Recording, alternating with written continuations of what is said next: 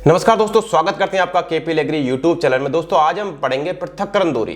पृथक्करण दूरी क्या होती है दोस्तों? जो प्रमाणित बीज होता है, आधार बीज होता है, उसको उत्पादन के लिए जो फसल होती है उसके दो खेतों के मध्य जो दूरी होती है उसे पृथक्करण दूरी कहते हैं।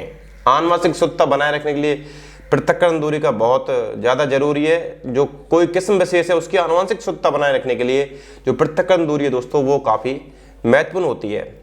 अब विभिन्न फसलों की पृथक्करण दूरी अलग अलग होती है।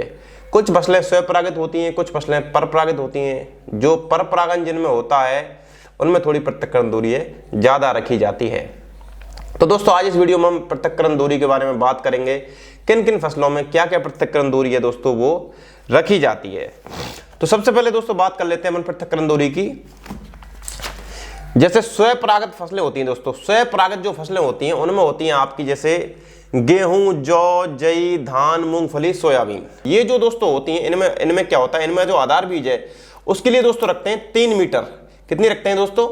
3 मीटर रखते हैं दोस्तों आधार बीज के लिए, और प्रमाणित बीज के लिए रखते हैं दोस्तों 3 मीटर। दोनों के लिए बराबर होती हैं, स्वपरागित फसलें होती हैं जो। उसके बाद आ जाते हैं आपका चना, उड़द, मूंग। चना, उड़द, मूंग में दोस्तों 10 मीटर रखते हैं पृथक्करण दूरी आधार बीज के लिए। आधार बीज में सफेद रंग का टैग लगा होता है दोस्तों। जो प्रमाणित बीज होता है उस पर नीले रंग का टैग लगा होता है। आधार जो बीज होता है दोस्तों उस पर टैग लगा होता है सफेद रंग का। ये आपको बिल्कुल विशेष ध्यान रखना है। उसके बाद बात करते हैं दोस्तों मटर। देखिए चना, उड़द, मूंग में है जो आधार बीज के लिए 10 मीटर पृथक्करण दूरी रखी जाती है और प्रमाणित बीज के लिए 5 मीटर रखी जाती है। यानी कि आधार बीज के लिए पृथक्करण दूरी ज्यादा रखी जाती है और जो प्रमाणित बीज होता है उसके लिए पृथक्करण दूरी है वो थोड़ी कम रखी जाती है। उसके बाद मटर में बात कर ले। मटर में 20 मीटर और आधार बीज के लिए 20 मीटर रखती है आधार बीज के लिए, और उसके प्रमाणित बीज के लिए 10 मीटर है जो आधी रखी जाती है मटर में।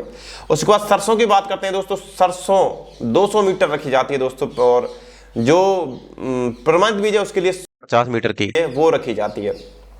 उसके बाद बात करते हैं दोस्तों मक्का की। संकुल व संकर किस्में होती हैं, उनमें आधार बीज के लिए 400 मीटर, प्रमाणित बीज के लिए 200 मीटर दूरी है वो रखी जाती है। उसके बाद आता है संकर बाजरा। संकर बाजरा में दोस्तों 1000 मीटर दूरी है वो आधार बीज के लिए रखी जाती है, फाउंडेशन सीड आधार बीज के लिए, और जो सर्टिफाइड सीड होता है, प्रमाणित बीज होता है, उसके लिए दोस्तों दूरी रखी जाती है। बाजरे में आधार बीज 1000 मीटर, प्रमाणित बीज के लिए 200 मीटर दूरी है वो रखी जाती है।